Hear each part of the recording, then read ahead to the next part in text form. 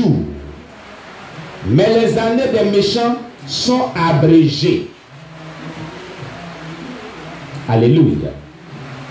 La crainte de l'Éternel augmente les jours, mais les années des méchants sont abrégées. Nous avons deux mots ici très importants. Augmenter, le verbe augmenter et le verbe abréger, qui sont opposés, qui sont véritablement opposés. Vous comprenez? Il a dit ici que la crainte de l'Éternel augmente les jours de celui-là qui craint Dieu. Quand les jours sont augmentés, ça veut dire que les jours sont arrivés à leur terme. Maintenant, on met encore plus dessus. C'est ce que cela veut dire. Écoutez, on me donne une quantité de farine, soit 10 kilos de farine, pour faire vraiment du pain, n'est-ce pas? Hein? Je voulais 10 kilos de farine. On me donne 10 kilos de farine, exactement, n'est-ce pas? C'est ce que j'ai voulu qu'on me donne. Donc je suis satisfait. Mais je pose certains actes qui plaisent à celui qui m'a donné les 10 kilos de farine. Il dit non, à cause de ce que tu es vraiment bien, j'augmente 15 kilos. Ça veut dire que ce que je voulais, je l'ai reçu. Et j'ai été au terme de ce que je voulais. Mais ils ont ajouté encore plus d'avantages sur ce que je désirais avoir. Je vais expliquer que lorsque tu crains Dieu, le nombre de jours que tu devais faire sur la terre arrive à terme. Mais Dieu, à cause de ce que tu crains Dieu, prolonge encore tes jours et te donne une vie de longévité. Voici les bienfaits de la crainte de l'Éternel. L'un des bienfaits de la crainte de l'Éternel est que Dieu va augmenter le nombre de jours que tu vas vivre sur la terre. Tu auras donc une vie de longévité. Ce qui veut dire quoi? L'esprit de mort ne peut pas t'approcher. L'esprit de mort a pour rôle d'abréger la vie des gens. C'est ce qu'on appelle la mort précoce, la mort prématurée.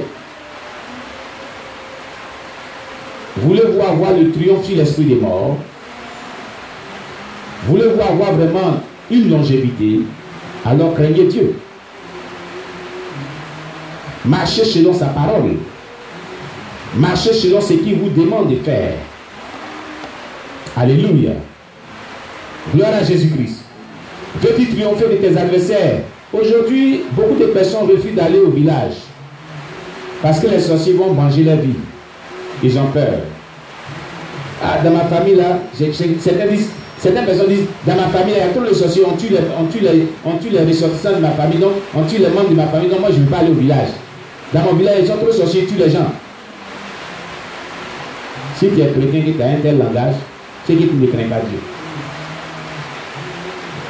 Comment est-ce que les gens de ton village ou les gens de ta famille sauront que ton Dieu que tu pries est puissant?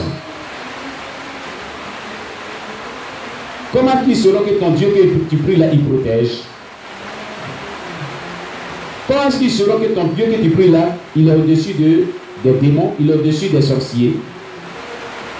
C'est par ta vie de crainte de l'Éternel que tu vas mener, qui va les amener, lorsqu'ils vont se lever pour t'attaquer, à échouer, à se convertir à Jésus-Christ. Alléluia.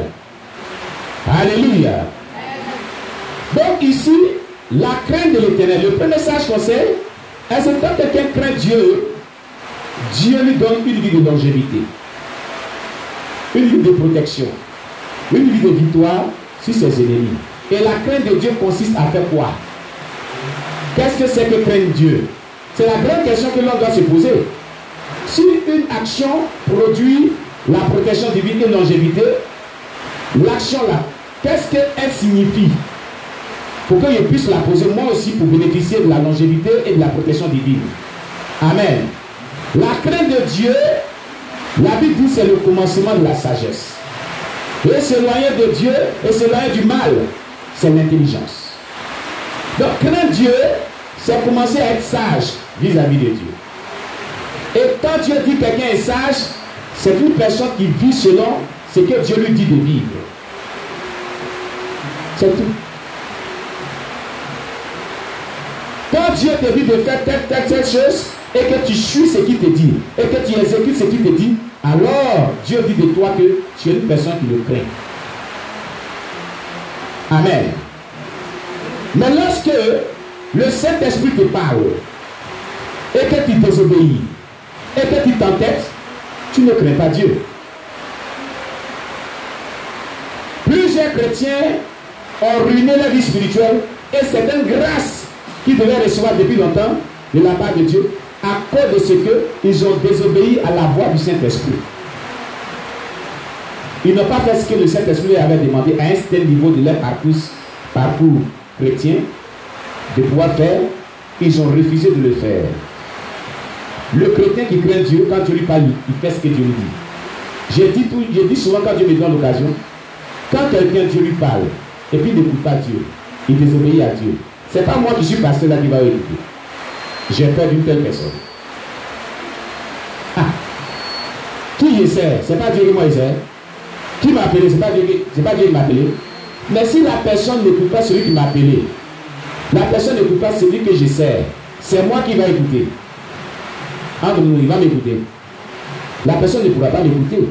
Donc une telle personne, j'ai peur d'elle. J'ai vraiment peur de cette personne. Parce que Dieu qui est puissant, si la personne ne le craint pas, ce n'est pas un homme que la personne va craindre. S'il n'écoute pas Dieu, ce n'est pas toi qui es humain qui va écouter. Alléluia. Alors, chers bien-aimés, détournons-nous de la désobéissance au Saint-Esprit, mais plutôt obéissons au Saint-Esprit. Amen. En obéissant au Saint-Esprit et en vivant selon les enseignements de la Sainte Doctrine, parce qu'il y a deux choses. C'est vrai que tu dois obéir au Saint-Esprit, tout ce que Dieu t'a dit. Mais la parole de Dieu qui t'a enseigné, tu dois aussi obéir à cette parole-là. C'est l'application de ces deux types d'obéissance qui t'apporte la crainte de l'Éternel. Amen. Et maintenant que tu crains Dieu, Dieu va t'amener à triompher de l'esprit de mort, à t'accorder longue vie et protection. Le premier sage conseil, c'est celui-là. Mais il a dit, les jours des méchants sont abrégés. Les jours des méchants sont abrégés. Qui est le méchant? C'est celui qui n'écoute pas Dieu. C'est celui qui vit comme bon lui semble. C'est le sorcier. C'est le franc-maçon. C'est le rosicrucien. C'est celui qui travaille pour le diable. C'est celui qui est rebelle à la parole de Dieu. C'est celui qui est rebelle aux autorités établies sur lui. Cette personne est appelée une méchante personne. Celui donc qui vit dans le péché expressément, dans l'impudicité, dans le mensonge, dans la diffamation, dans les calomnies, dans l'hypocrisie, toutes sortes de péchés que tu commets, Dieu dit de toi que tu es quelqu'un de méchant. Alors, quand Dieu dit le méchant, ses jours sont abrégés, la Bible dit le salaire du péché, c'est la mort. N'est-ce pas ce que la Bible dit? Alors, le méchant, c'est celui qui demeure dans le péché, qui ne veut pas changer. Dieu abrège ses jours. Cela dit, il n'a pas une longue vie. Bien-aimé, toi qui vis encore dans le péché et qui ne veux pas changer, le Seigneur t'interpelle ce matin. Change de vie. Tu vis dans le concubinage.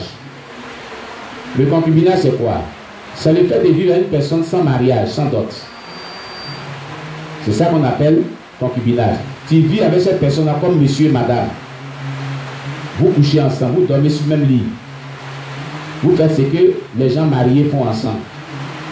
On appelle ce péché le péché de concubinage. Quand tu vis comme ça, sachant que Dieu n'aime pas cela, Dieu t'appelle méchant parce que tu sais, en âme et conscience, que Dieu n'aime pas une telle vie, mais tu vis cette vie-là quand même. C'est une rébellion à la parole de Dieu. Tu comprends ce que Dieu dit ce matin? Amen. Est-ce que quelqu'un me comprend bien ce matin? La Bible dit que celui qui pêche expressément, c'est ce que ça veut dire. Ayant reçu la connaissance de la vérité, si tu pêches expressément, c'est dangereux. Parce que tu es conscient de ce que tu fais. Tu es conscient que ce n'est pas bon, mais tu le fais néanmoins. Tu sais que ce que tu es là fait là, Dieu dit n'aime pas ça. Mais on ne sait pas quelle force que tu as et puis tu le fais. Cette inspiration que tu as et puis tu le fais là, elle est démoniaque. Elle est charnelle. Elle provient de la Bible pour ta destruction. Alléluia. Alors, pour le salut de ton âme, détourne-toi du péché de concubinage. Alléluia. C'est idem pour le péché d'impudicité. Le péché d'impudicité, ce n'est pas que tu vis sur le même toit la personne. Mais vous croisez dans les hôtels, vous partez faire ce que monsieur et madame font ensemble, vous couchez ensemble. Sans mariage, rien. C'est l'impudicité. L'adultère, même chose. Le péché de masturbation aussi. Tu te masturbes.